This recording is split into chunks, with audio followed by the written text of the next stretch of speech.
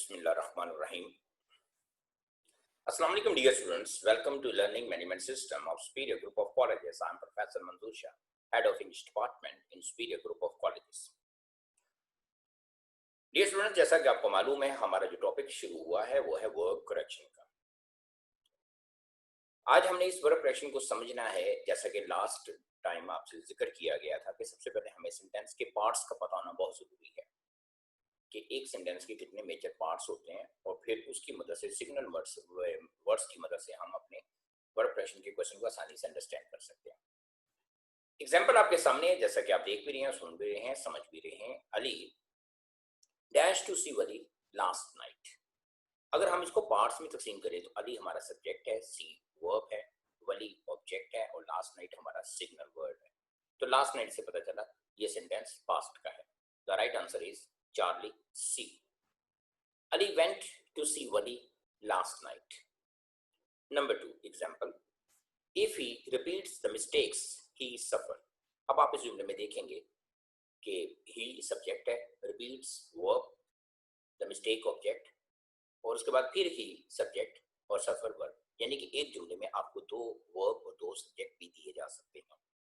आपने सिर्फ सेंटेंस की को समझना है कि सेंटेंस के पार्ट्स कौन कौन से हैं और फिर उन्हें सॉल्व करने की कोशिश करनी है। If he repeats the mistakes he will suffer.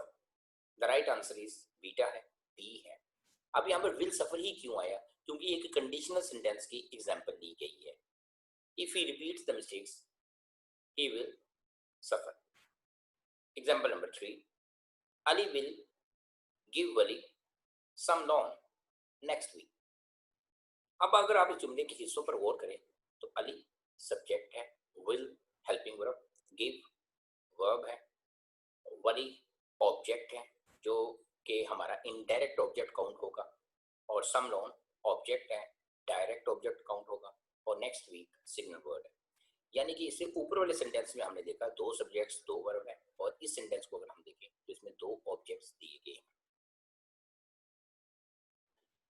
Dear students, To have a good understanding about verb correction, we should know what is sentence. Verb correction की बेहतरीन अंडरस्टैंडिंग के लिए हमें ये जानना बहुत ज़रूरी है, समझना ज़रूरी है कि सेंटेंस क्या होता है। ऑलरेडी आपको मालूम है, लेकिन एक बार तवज्जो से सुन लेंगे, समझ लेंगे तो रिवीजन भी हो जाएगी और कॉन्सेप्ट्स और क्लियर हो जाएंगे। What is sentence? ये भी क्वेश्चन बनता है। डिफाइन सेंटेंस या सेंटेंस को डिफाइन करें। A group of words that gives a complete sense, thought or an idea is called a sentence. हम उसे जुमला कहते हैं जो मुकम्मल ख्याल को पेश करे। एग्जाम्पल आपके सामने है, Ali helps his friends. Number 2, Hassan works hard. Number 3, Nadia teaches her students. Number 4, we love Pakistan. Number 5, slow and steady wins the race. In 5 sentences में से कोई भी ऐसा जुमला नहीं है जिसे आप आसानी से उर्दू में ना समझ सके। Yes dear students, Let's move towards parts of a sentences. एक सेंटेंस के कितने पार्ट होने चाहिए, हिस्से होने चाहिए? A sentence has some major parts: subject, helping verb, verb, object. तो बात का आगाज करते हैं। First of all subject. Urdu में आप यकीनन बड़ी आसानी से कह देंगे सर सब्जेक्ट का मतलब होता है काम करने वाला, लेकिन आपको इंग्लिश में भी समझना बहुत जरूरी है। The doer of an action, और सिंपल इंग्लिश में आप इसे ये कह सकते हैं one who does an action. और मजीद इसको डिफाइन करें तो आप कह सकते हैं the performer of an action. जुमले में जो काम करने वाला शख्स होता है उसे हम सब्जेक्ट कहते हैं। एग्जांपल आपके सामने है, द टीचर टीचेस स्टूडेंट्स। अब जो एक्शन परफॉर्म किया जा रहा है, एक्शन डन बाय सब्जेक्ट, वो टीचर है। तो काम करने वाला जो शख्स है वो यहाँ पर टीचर है, टीचेस स्टूडेंट्स जो तालिब इल्मों को पढ़ाता है। Second, verb. A verb is a word that shows an action or state. Verb एक ऐसा लफ्ज होता है जो जुमले में हालत और अमल को जाहिर करता है। आप इसको सिंपल इंग्लिश में अगर मैं कन्वर्ट कर दूं, मैं ये भी कह सकता हूँ कि verb is the backbone of a sentence. जैसे जिस्म एक रीढ़ की हड्डी की हैसियत होती है, इस तरह जुमले में verb की हैसियत होती है। एग्जाम्पल देखते हैं, the teacher teaches the students.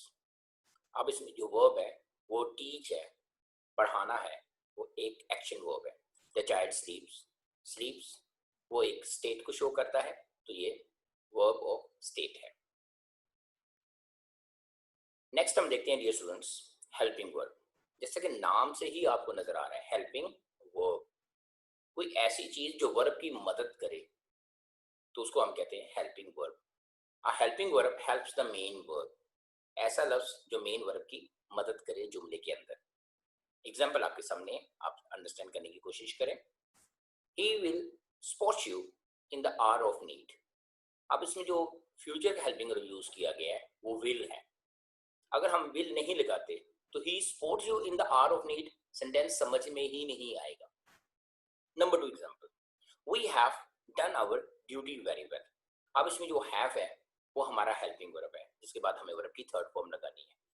अगर हम हेल्पिंग वर्ब के बगैर जुमला बोलने की कोशिश करें या लिखने की कोशिश करें तो सेंस क्लियर नहीं होगी। अब मैं बोलूंगा तो आपको समझ भी नहीं आएगी कि मैंने क्या कहा है। We done our duty well, इसमें कुछ समथिंग मिसिंग है। So we need helping verb, we have done our duty. तो जो हैव हेल्पिंग वर्ब है वो वर्ब की थर्ड फॉर्म को सपोर्ट कर रहा है। Next, object. ऑब्जेक्ट क्या चीज है? Object is the recipient of an action done by the subject. कि सब्जेक्ट ने जो काम किया है ऑब्जेक्ट ने उस काम को रिसीव किया है। एग्जाम्पल देखते हैं, वली will support you in the hour of need. तो इसमें इस सेंटेंस में वली जो है वो सब्जेक्ट है और वर्ब जो है वो सपोर्ट है। उसके लिए हमने साथ एक वर्ड लगाया है यू, ऑब्जेक्ट। अब ऑब्जेक्ट ने सपोर्ट को रिसीव किया है जो वली ने पेश की है। Sentence number 2, Ali helps the poor daily. अब गरीब लोगों की वो हर रोज मदद करता है, तो गरीब लोग उस मदद को रिसीव कर रहे हैं, उसकी मदद को ले रहे हैं, इसलिए जो पुअर है यू है। और थर्ड सेंटेंस में Mohsin gave me his book, जो मी वर्ड है वो हमारे ऑब्जेक्ट्स हैं जो एक्शन को रिसीव करते हैं डन बाय सब्जेक्ट्स। अब थर्ड सेंटेंस में Mohsin gave me his book, अब मी भी ऑब्जेक्ट है और हिज बुक भी ऑब्जेक्ट है।